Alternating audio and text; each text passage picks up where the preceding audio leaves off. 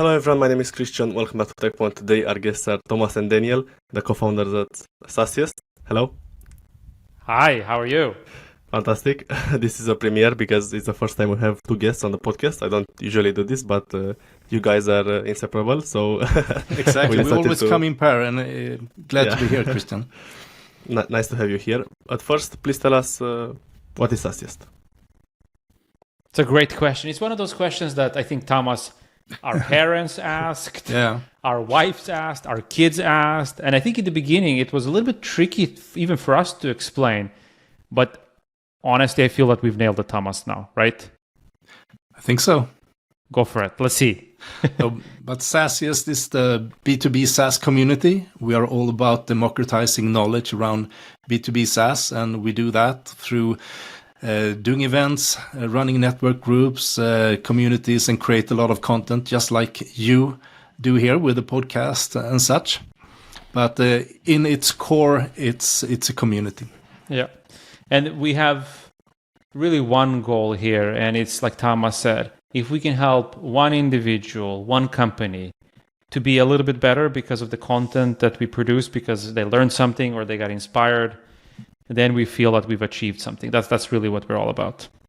That's amazing. And you recently rebranded from SaaSNordic. SaaSiest was just the conference, and now everything is SaaSiest. Why did you decide to do that? Well, if we look back a little bit, so a few years ago when we started, it started with a podcast that we called SaaSNordic because we wanted to interview Nordic SaaS leaders. Okay. But not that far after that, like 7-8 months later, we did our first event that was a digital event. And then we called it SaaSiest because we also had this slogan for the podcast, the SaaSiest podcast in the Nordics. Okay. And SaaSiest as a name really stuck. People liked it and it grew on us as well. And after a while, we have also incorporated people from other countries in the community. We first welcomed the Baltic countries, and now we are expanding out of these regions as well. We're doing an event in Amsterdam here in 3 weeks' time. So we didn't want to be geographic limited by our name. And it was also hard to maintain two quite strong brands at the same time. Yeah, it was really a natural evolution. It was perfect to start with SaaSNordic because that in itself somehow created a community. People knowing like, okay, people from these countries working for SaaS, we belong to something. But then, like Thomas said, we quickly saw that. I think among our two first events, there were people from 30 plus countries. Yeah. Then that became a limiting factor almost to call it Nordics. So it's been a natural evolution, and somewhere along the lines, it was clear that people referred to us as SaaSiest and not as something else. But SaaSNordic was a great name because it got a lot of attention, I guess. But nah. It was very good to start with. I mean, it was very clear where we came from and so. It's a little bit, that you're leaving your baby behind. Like we were fond of the Viking logo and all of that, but at some point you need to decide. It's as I said, really hard to have two brands at the same time. It becomes confusing for people. And you never know. Maybe you'll see the Viking helmet do some guest appearance here and there. You never know. It's still in our possession.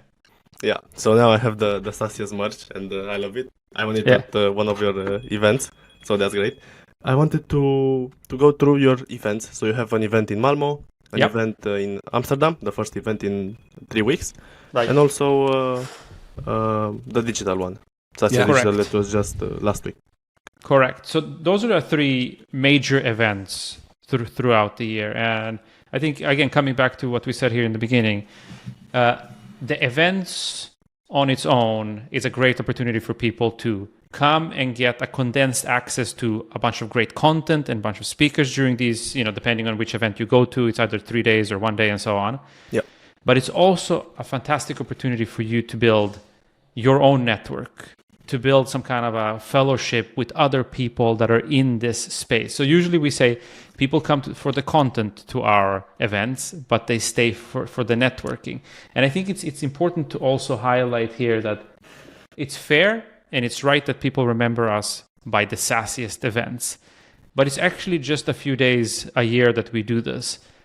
Most of the interaction happens throughout the year within the community. So we have an executive network, we have a CEO network, we have the Slack channel.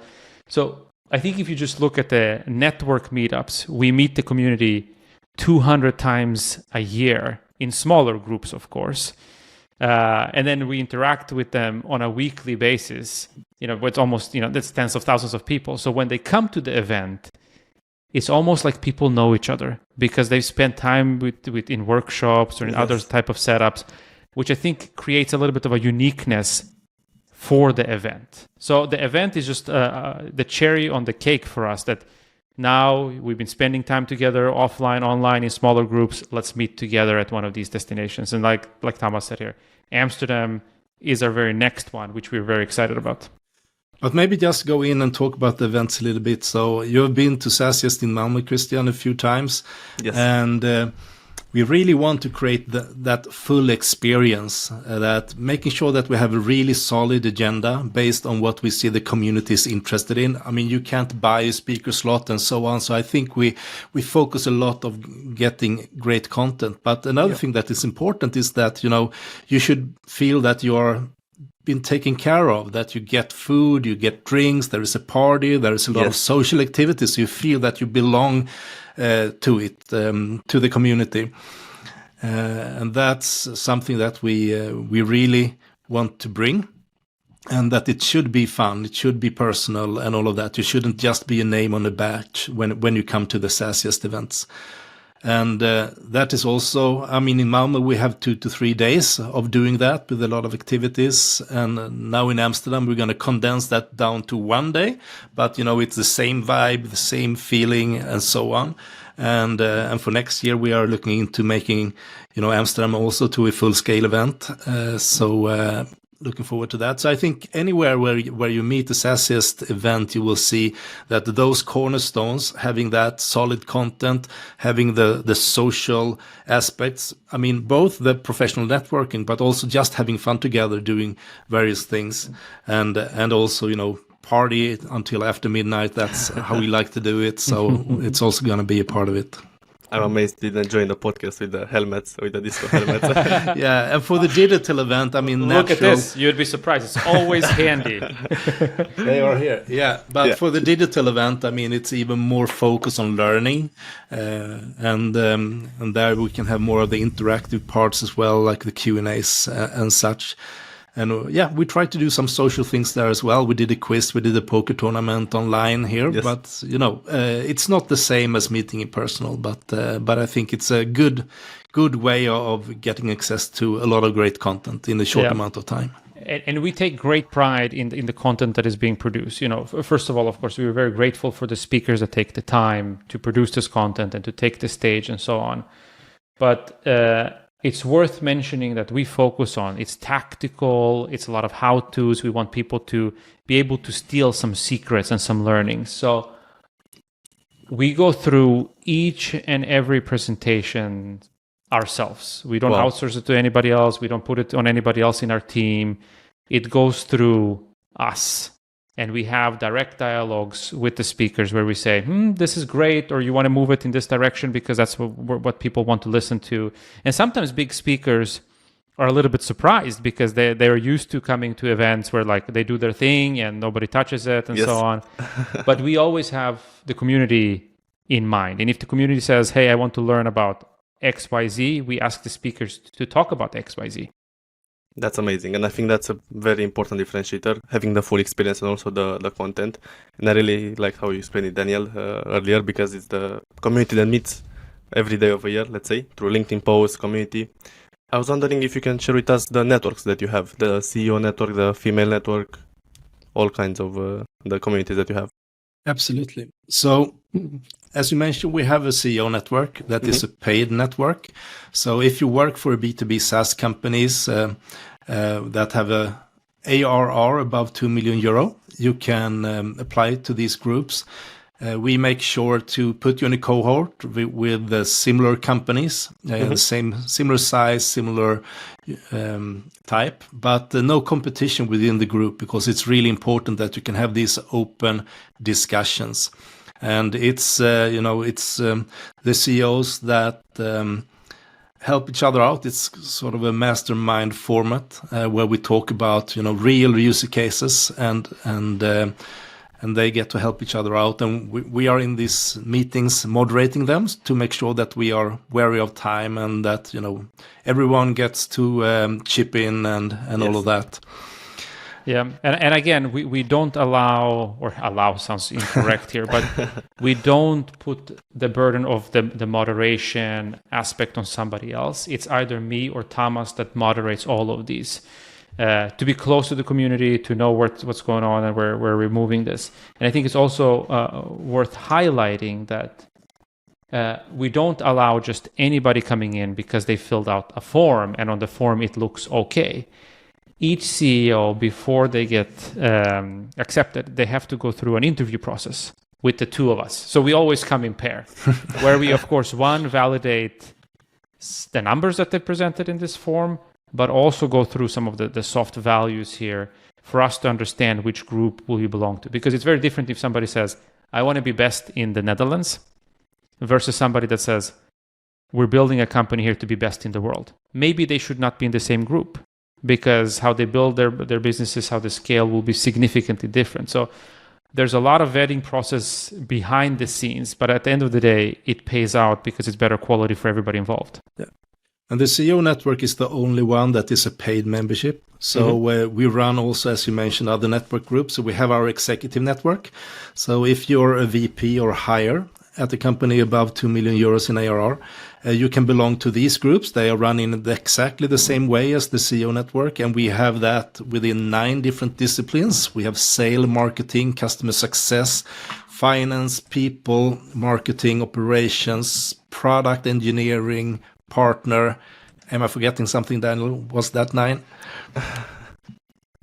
I think I covered most of them at least. And then, as you mentioned, Christian, as well, we have the SaaSiest Female Founders Network. So that is another initiative that was requested by some people in the community that felt that as a female founder, there is a lot of challenges and there's a lot of special situations where you feel that you want to bounce ideas and help each other out within that. And we have had a really good start on that as well. Free of charge. I understand. Thank you for sharing. And when you're talking about Baltics, are you planning to launch a conference in Baltics region, or is it just the Malmo one and people from the Baltics can travel to the Nordics? Let's say? It's a great question. So there's a new, depending on who you ask, there's a new Nordics. Okay. And the new Nordics apparently also includes the Baltics. Okay. And so far, it's been very natural and also inclusive to have that one conference where everybody is, of course, welcome. And it's very natural for the Baltics to join that. What we have done and will do is, as you may have seen, we sometimes go with our tour bus on a roadshow and we do these smaller meetups throughout the years, which is more of a community gathering rather than a conference type of style. Yes. And we have done one of those previously in Estonia, and we will do more of those coming up here next year. Yeah. So I think the Nordics and the Baltics are roughly 28 million people, and the BeNeLux are also roughly 28 million people. So those regions are sort of equally big. So, yeah. So for the time being, as Daniel said, in the Baltics will be more of a meetup situation. How is the experience of scaling to another region, to moving the event? How many editions did you have in Malmo? So we've had 2 big editions in Malmo of the physical event. And for us, I think it has to do a little bit that we're a little bit older, a little bit wiser. We've been part of scaling SaaS companies before. We've decided to scale now and take this event, if you may, international to Amsterdam for a very simple reason, because there was a big pull from the BeNeLux region. If we looked at our demographic data, where people engage most across our different forums, it was from that region. And there were a lot of companies, a lot of people that said, you got to do something here. And for us, scaling in this matter together with the community makes it a little bit easier. So it's not like we we felt like, ooh, where do we go next? And pointed a finger on the map. It was where the audience was and where the audience was ready for something like us. Yeah. But then I think it's also worth mentioning that it becomes very natural because there are some things that are very similar to the Nordics, right, Thomas? Absolutely. So if you look at the countries, all small countries, right? With a small domestic market, you have to sort of think international from the beginning. There is a limited talent pool and access to money and so on. So we see the challenges is very much the same in between Nordics and Baltics and BeNeLux. So that's one thing. And another thing, I think that we know what we want to have in an event. We have a good foundation already with, people we work with, what type of event we want to do. We have the different networks and so on. So we have the infrastructure of, being able to doing this in another location. We don't need to rethink everything from the beginning. But then, of course, we need to connect with the local community and so on, and the people that have been reaching out to us around this. So it's always, the new thing is to sort of tap in even more into the local ecosystem. But the other things is things that we think we can bring, and that we can bring something very positive. That's a great answer. Yeah. And people want you to come here. It's not like you point the finger on the map, as you said, Daniel, and let's go there and expand. And that it made sense. Yeah, absolutely. And how many people attended last SaaSiest in Malmo, and how many people will be there in Amsterdam? Roughly? Great question. So we cap our Malmo event at 1,200 attendees, and we've been full the last couple of times, and we will probably cap it at 1,200 again for 2024. For this first one in Amsterdam, we're obviously, like Thomas said, scaling it down a little bit, keeping it to one stage, one day, smaller. So we're expecting around 300 people. That's where our limit goes this time around. So far, so good. And I think it's going to be a packed house. Yeah, exactly. I think we announced the event like a couple of weeks ago. So it's, we work on a very tight schedule here, and but we think this is a good start. And then, as I said, for the next year, we're looking to do a full scale event. I appreciate you taking the time for this interview before the event. Hopefully, we'll be able to promote it to more people with this interview. Please tell us more about the SaaSiest podcast. How it started, how many guests you've had, some key learnings, why there's the two of you, how is that unique? The podcast wouldn't exist if we weren't the two of us, because that's one of the main reasons we started it, that we wanted to do something together, right? So we had been working together for 5 or 6 years at a SaaS company in Sweden called In River.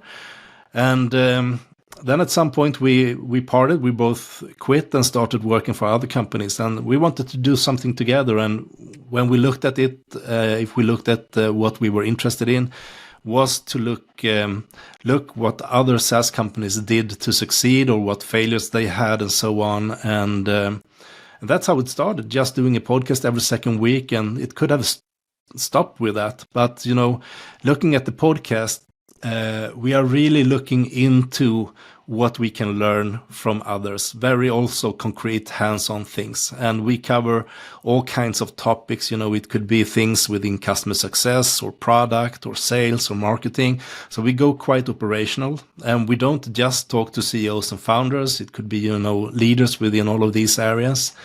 And we want it to be in a conversational, relaxed style. And I think, Daniel, it's a strength being two, right? Because you're not always on top of your game. Exactly. Touche. No, it is. And that it could be me, it could be you that are not top of your game. Okay, it sure, buddy. See how this works, Christian? No, yeah. I understand the relationship. Somehow, probably in an unforeseen way, if it's just two people, I think it could be a great conversation, but it's also like two people sitting on one side of the table each, so to say. If it's 3 people, I think that helps somehow, bring the guards down, and it's more of a conversation and not an interrogation, because we have these interviews, but sometimes it's like this. Thomas and I, we ask each other questions and joke with each other. So it becomes a little bit more of a group chat, which I think creates a little bit of a unique format, so to say. But yeah, I mean, we've done over 100 episodes now. I don't remember exactly which episode number we were on, 105, 6 or something like that. Our 100th episode, we celebrated together with Nick Mehta, the CEO of Gainsight. But again, for us, it comes down to what the community want to listen to. If they say, now we only want to talk customer success, then you'll see us spitting out 10 customer success episodes. But luckily for us, I guess, and for everybody else, we have a very broad community. That's why you see topics about product, customer success, sales, CEO relevant topics and so on. But it's really the backbone of our entire business. And whatever we do, one thing is for sure, the podcast is going to continue. Yeah, absolutely. And I guess it helps with getting speakers, because you build the relationships, building a community, learning stuff. I think it's amazing for you guys and for everybody. Definitely. Yeah, Definitely. you know it yourself as well, right? It's yeah. I'm speaking like somebody that's never done it, right? You're even more productive than we are. Exactly. How many episodes have you done? 150, like somewhere around that. Wow. Yeah. But for us, it's more on scaling and helping people promote their software products in front of the community, but also speaking more on the strategy side and building. So it took 150 episodes before you came to us. We were like number 151 on the list. I'm just kidding. I know. Okay. Next on the list would be the SaaSiest jobs. Yeah. How important are them? Is there something that you want to, let's say, focus on a lot? Is it just for the Nordics? Did I lose you guys? Please tell us more details about it. Now, as everything we do now, we see beyond the Nordics, right? But focus on Europe. We think SaaSiest Jobs has a great potential, and it's free for all B2B SaaS companies to list their jobs. And what we do together with the website is also that we are actually doing an event, the SaaSiest Jobs Day. It's coming in December. What date is it, Daniel? Is it December 7th? 7th. Okay, yeah. And that is an opportunity for SaaS companies that has open positions to present themselves as an employer and so on. So everyone gets 10 minutes each. And we had 30 companies presenting last time. So, but I think it has great potential, definitely. And it's an integrated part of what we do. Yeah. So many verticals. The jobs, SaaSiest TV, content, podcasts, physical events, online events. I think, I really appreciate you for having this diversified community.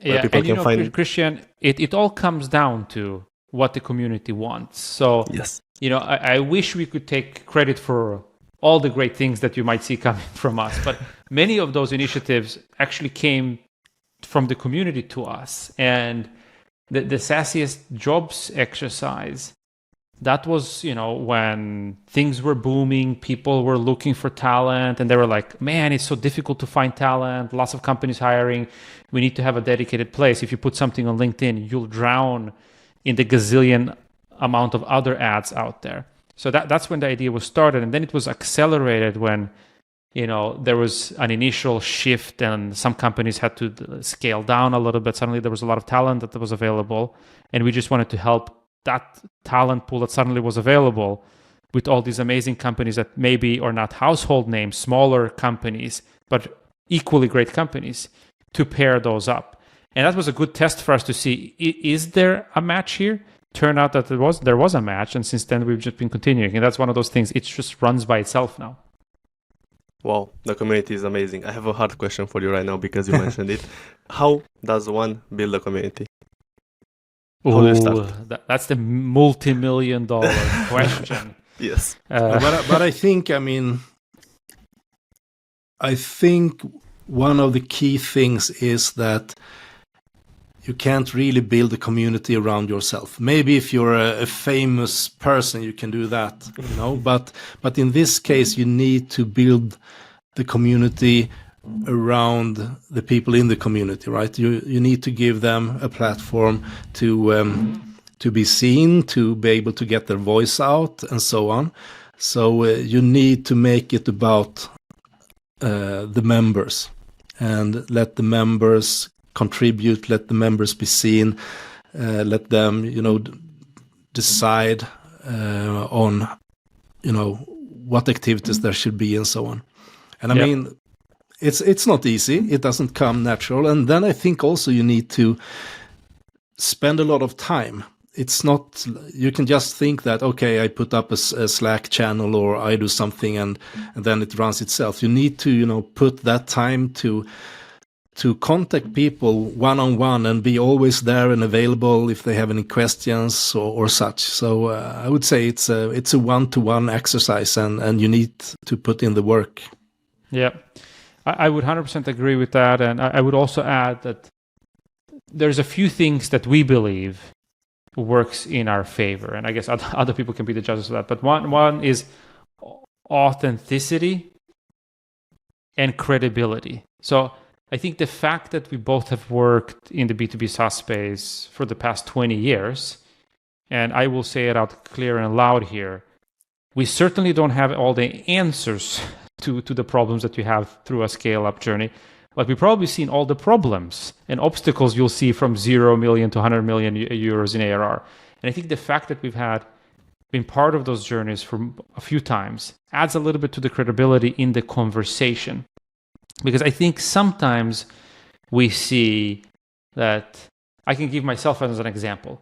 I can't start a community that will be flourishing if I would be like, here we collect all the pizza master bakers, if I've never baked a pizza in my life. Yes. You know, maybe I'm not the right person to talk about it. Yeah, and I think another thing that we see, and we talk often to SaaS companies about this, they feel like, you know, oh, we started a podcast and we open up a Slack channel, nothing happens. It's because, like Thomas said, they don't commit enough time to it. It takes a long time to get this. And the second problem is that as soon as your community feels that they are the leads, or you want to sell them something, your community dies. Because Absolutely. Nobody wants to be the product, so to say. And I think that's where a lot of people fail. Absolutely. Thank you for your advice. Now, diving deeper, I'd love to know, when exactly did you start the company, the podcast? What year? It's two different things, because, you know, we started out November 2020. That's, you know, when we had our first podcast episodes. We got the idea a few months earlier.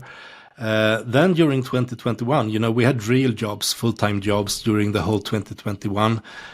I think we might have had a company somewhere in mid 2021. I mean, we had only costs. We didn't have any income or so. But I think anyway, we just had we had the company in place.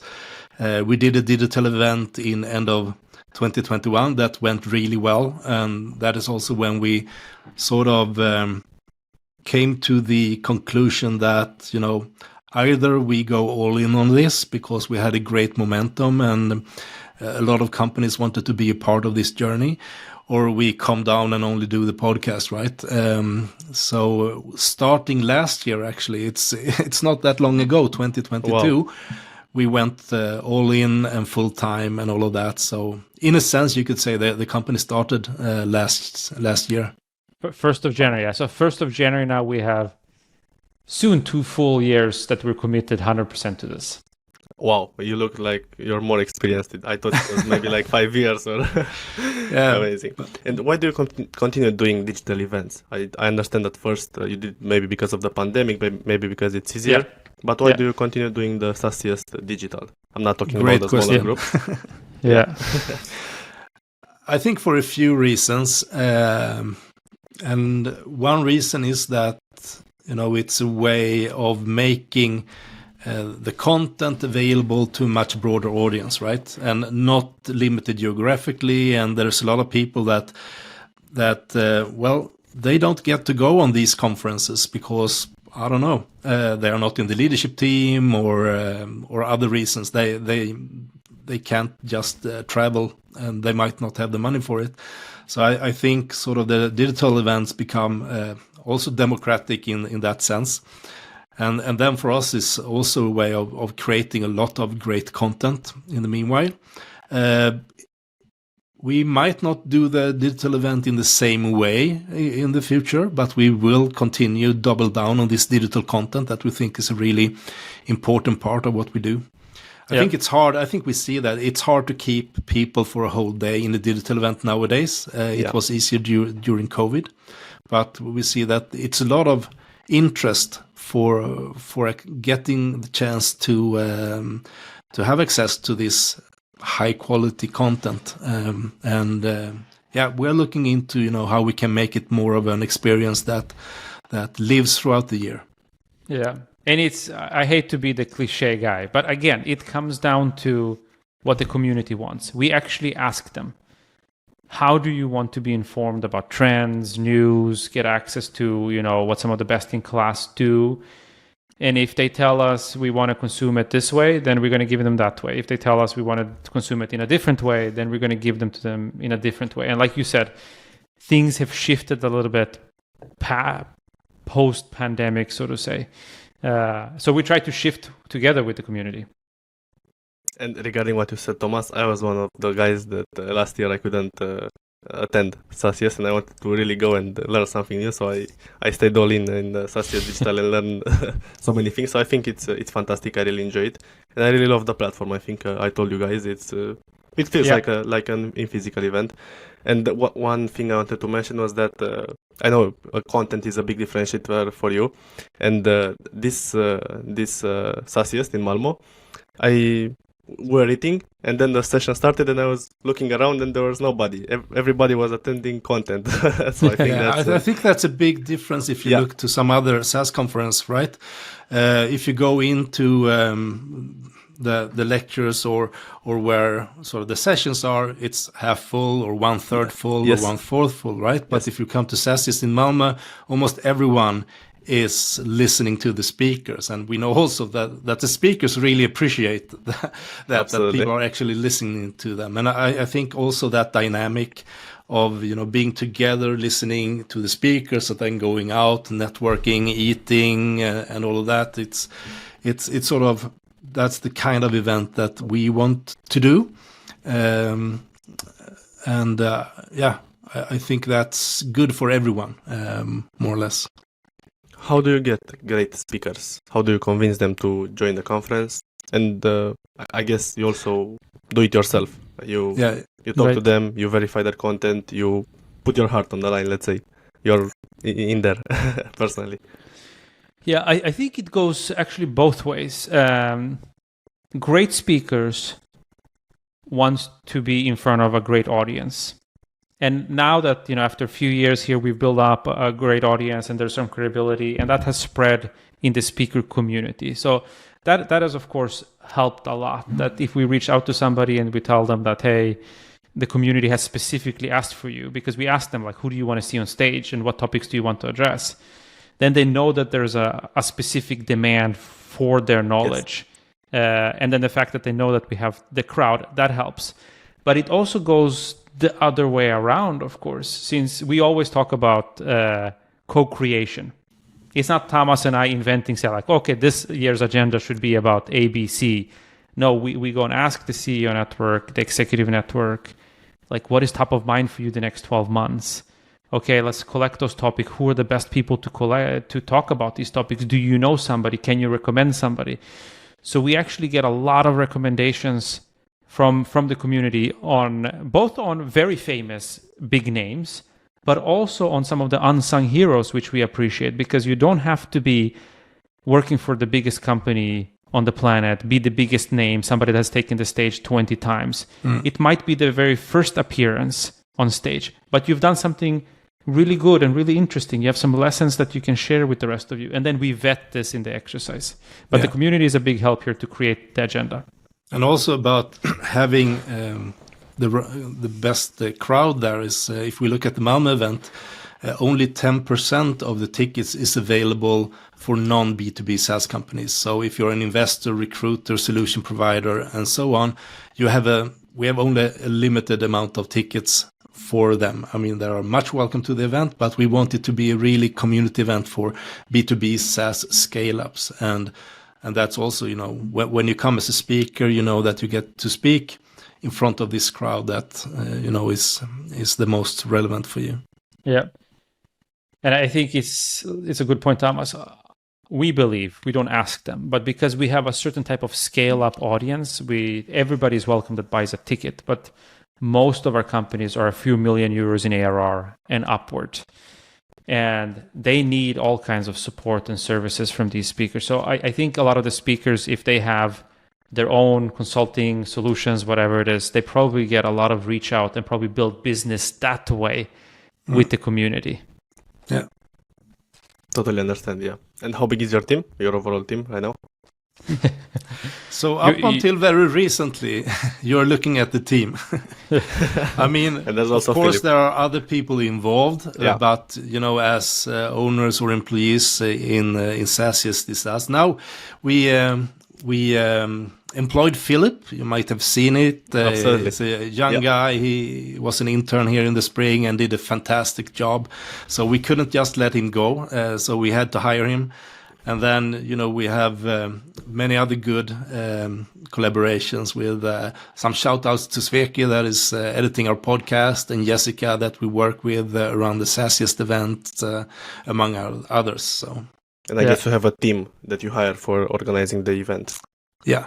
You're just doing marketing and sales, and you have the team. And I guess for Amsterdam now you're going to hire another team from we're working with the same team actually, and then always you collaborate with the people at the agenda, and they usually have the technicians and they have the other staff. But we are bringing our event team to Amsterdam to make sure also that we create the same vibe and feeling when we are down there. Yeah, that's great. I mean, we're rather lean exercise. So it's 3 full-time employees, so Thomas, myself, and Philip, and then on a regular basis there are 6-7 folks that help and are part of this exercise in different capacity. And of course, then at peak season for the events, we hire also event staff and so on, which is a little bit more, but that is just for that isolated exercise. Otherwise, we're, in our opinion, a very lean team. And that's how I manage a big conference. Wow, it's amazing. A great example. And I know you're not a traditional SaaS company, but are you bootstrapped or did you raise any investment? No, this is self-funded. Yeah, self-funded completely. Our college funds are put in here. Sorry, not our college funds, our kids' college funds. We went to college a long time ago. Yeah. I understand. What did you say was your biggest challenge since starting the company? Ooh, great question. I mean, the first SaaSiest event was a big bet. It was still COVID time, and we were just started the company, and we had the vision of having a full venue in Malmo, and it was a little bit scary. Also people decide late if they're gonna go or not. Yeah, but it turned out really great. But I think that's one of the sort of the turning points. Yeah, 100%. For me personally, I also feel that, one should not underestimate moving from one industry to another.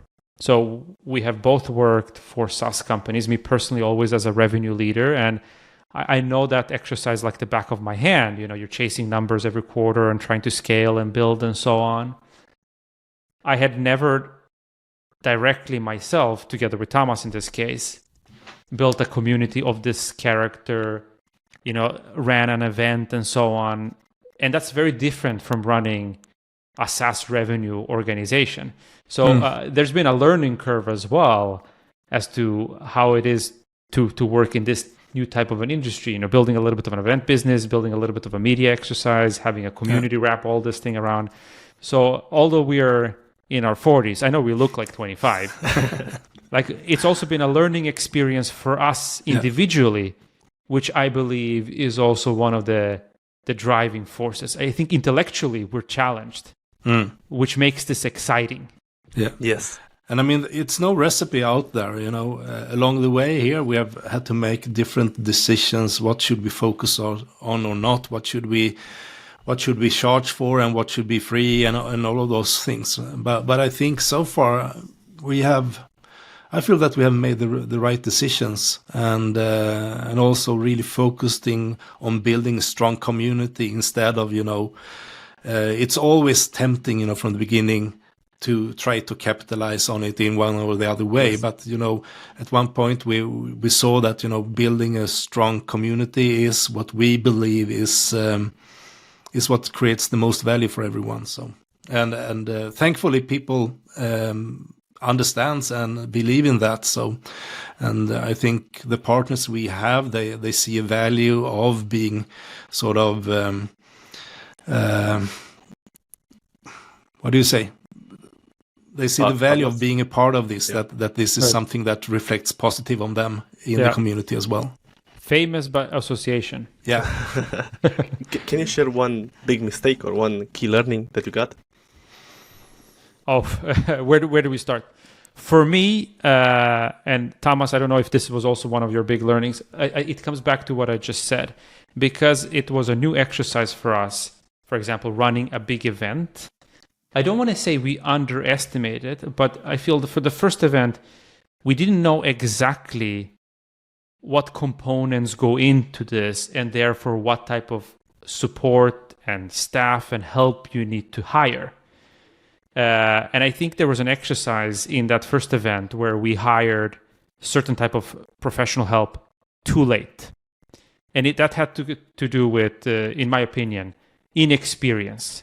Now we know for the upcoming events, but that was a really, like, you know, eye-awakening moment. Sort of like, oh shit, there's certain things we don't know what we don't know. And then we found out fairly late. It was handled, it was solved, but it caused a lot of stress. Mm. And how about you, Thomas? Do you have one learning or mistake that you want to share? Another learning, I mean, also around that is that you might not think enough on what happens after the event, because you're so much focused on actually pulling the event off that you need to think about all the things that's going to happen after. Also the follow-up, you're making sure that all recordings and presentations are available, and so on. And I think the first year we were a little bit late on that as well.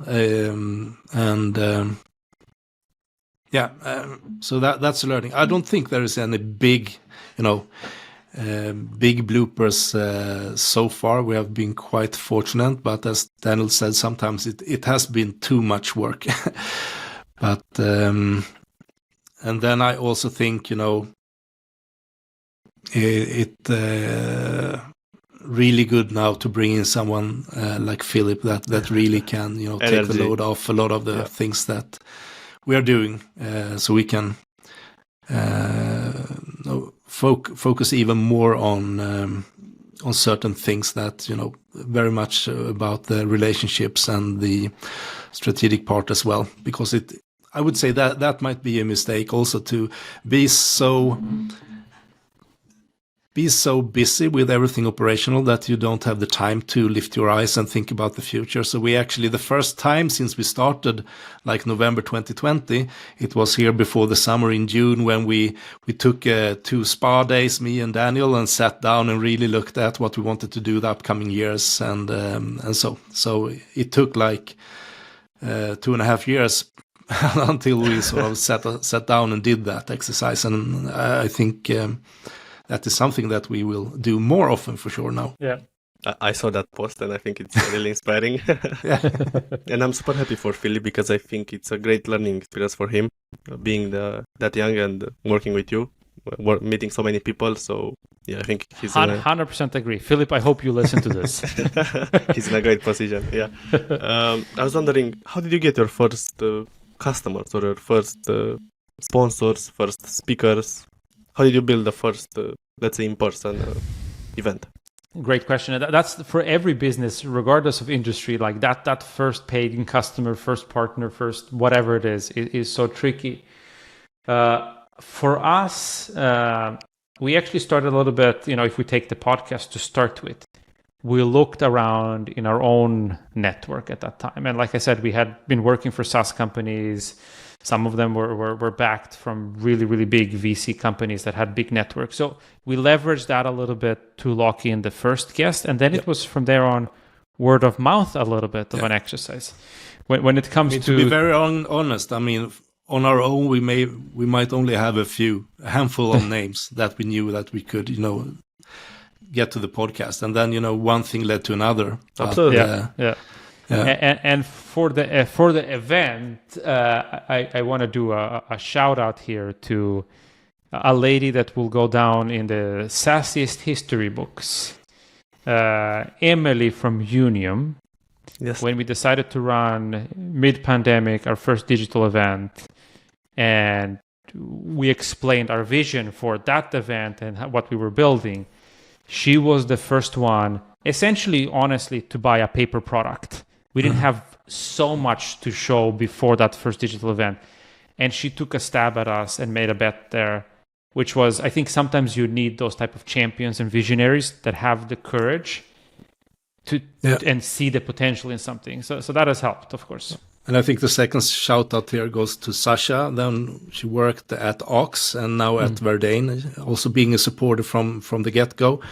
That also came. And I think, we didn't do any outreach to try to find sponsors or partners. They actually, they saw the event on LinkedIn and they reached out. And I think this was during the pandemic, and we were one of the few that really did a massive online event for B2B SaaS, and people seemed to like it. And also when it came to getting the first speakers, what was vital there was the podcast, because we had, gotten in contact with a lot of good speakers. And through them also other people in the community, and we started the Slack community, and we got to know more people, and we did the Clubhouse. Also, we did Clubhouse. That was a really important part in the spring 2021, and we had 6 speakers every week. So after 14 weeks or 17 weeks, we had 100 speakers in Clubhouse plus the podcast. So that made us go from idea to having 20 speakers in. The first 20 speakers for the event in 24 hours. So we could move really fast, and we knew these people. We knew they were good. And and I also believe that, in the beginning when you're starting a new business, and if you're, let's say, less famous in that particular industry, it's always difficult to get that first client or first partner and so on, because honestly, you don't have anything to offer. There's no social proof, there's no history and so on.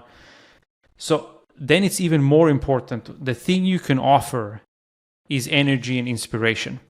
And then you need to find somebody that believes in, like, these guys or these gals, they've not done anything before this, but man, their energy is unmatched. I got to be part of this somehow because I believe this.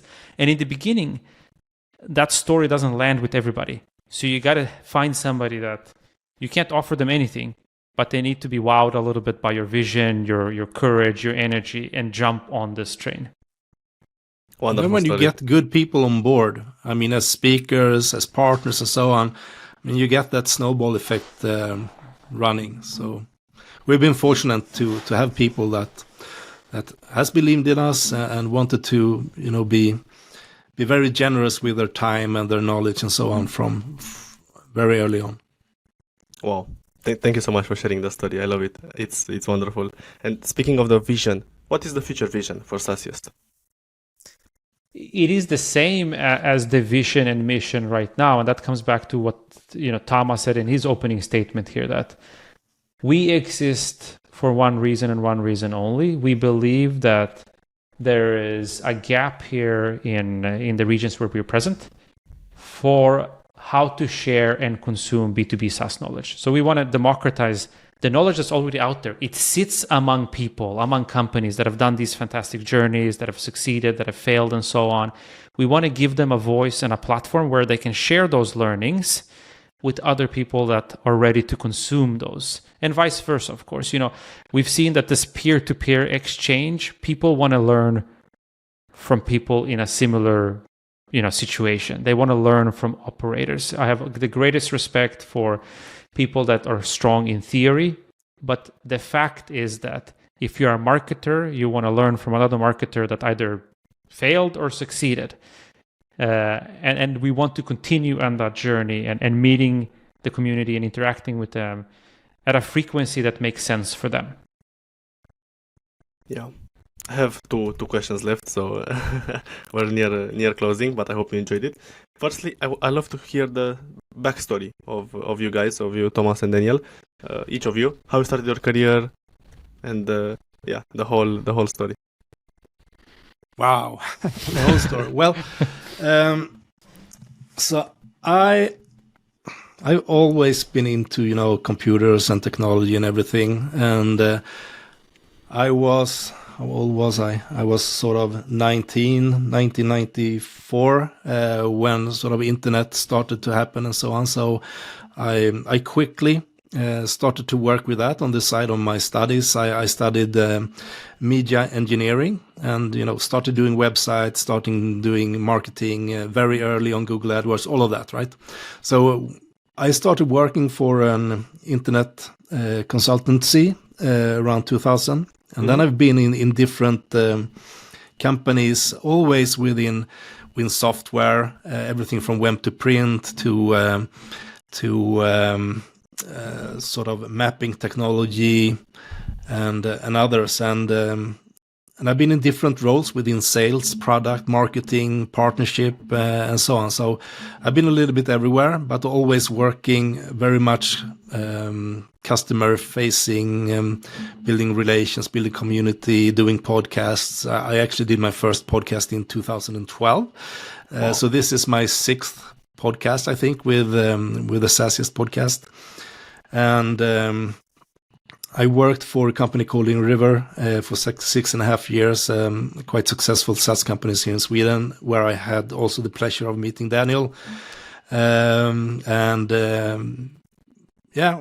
had a great run together. We also traveled and around in Europe, selling our software and so on. And that's where we met and where we got friends.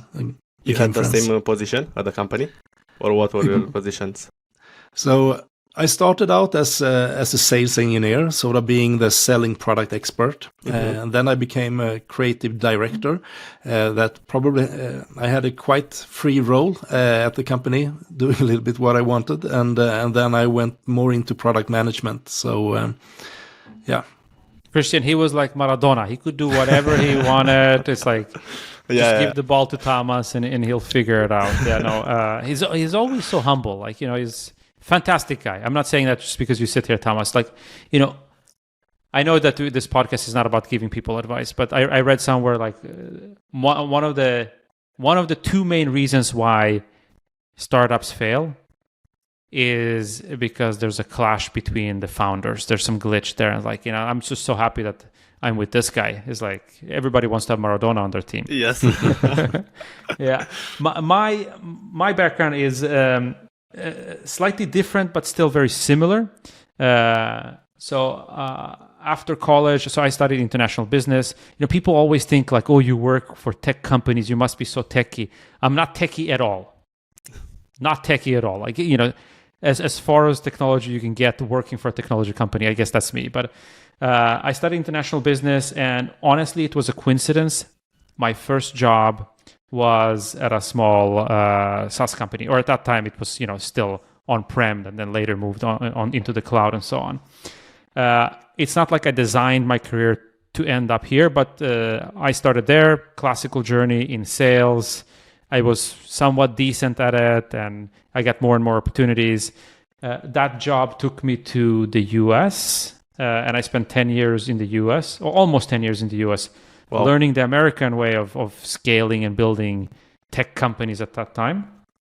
And then, like Thomas said, when I moved back home and it was time for me to, come back home and think about the family and all of these things, we met at a company called In River, where I initially joined to help scale a little bit outside of the Nordics. It was very Nordic focused. And then later I became VP of sales for Europe, or EMEA in general.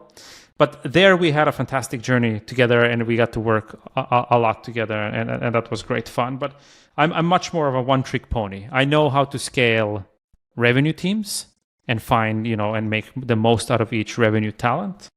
Definitely not a techie. Okay, and one last question. Thank you so much for your transparency. What's your favorite SaaS product that you use? Calendly. And why? Okay, if you say Calendly, I say Canva then. Okay. Calendly, because it's like so easy to use. It's not intrusive. It's we set it up 2 years ago. I don't do anything with it. Yes. Yeah, it's so easy. So Calendly, I hope you don't listen to this, but they could have doubled the prices. We would have still paid. Yeah. And I mean, Calendly saves us so much time, Canva as well. And if I'm going to do 2 more shout outs, I mean, the whole Google Drive, the Google Suite, super for collaborating. And then to our Swedish friends, Membrane for their CRM that is super convenient to work with. Really enjoy that as well. Yeah. Which one is your favorite tool, Christian? I'd say either Google Calendar, because it helps me organize with so much stuff to do, or Riverside, the software that we're using right now, because instead of Skype or Riverside is also Zoom, really good. Yeah, it's amazing. Is there anything else that you want to tell us today on the podcast? This is the longest podcast that I've ever recorded. So, I don't know if that's good or bad. So, it was a fantastic conversation. I really enjoyed you guys. If you have anything else to share, some last piece of advice. Maybe there is no one else listening now after this long time, but I will say that you guys are a source of inspiration. Like, you're so committed to what you do and building the platform, and I feel that if you guys don't show up at a conference, it's not a conference. It's not a conference worth mentioning, So it's like, it's really fascinating to see how dedicated you are to the cause and meeting the folks out there that you want to get on your platform, that you want to help. So I think, kudos to you and the entire Tekpon team for just your visibility and how much you guys are out there. That's impressive. Yeah, and that I think falls into this as well. You asked for advice about building community and all this, and I mean, this is also a thing that you're very good at, the consistency, right? Always bringing content, always being out there and so on. And I think that's a great advice, and you're great role models of that yourselves. I'm humble. With that said, if they want to hang out with the 3 of us, they should come to SaaSiest Amsterdam. So SaaSiestAmsterdam.com, October 25th. We'll have a lot of fun, and who knows? Maybe you'll meet Christian there, and suddenly you'll end up on his podcast. That's how it happened for us. Amazing. Thank you so much, guys. You did fantastic. I'm super grateful and humble. Thank you. Okay. Thank you. Thanks for having us.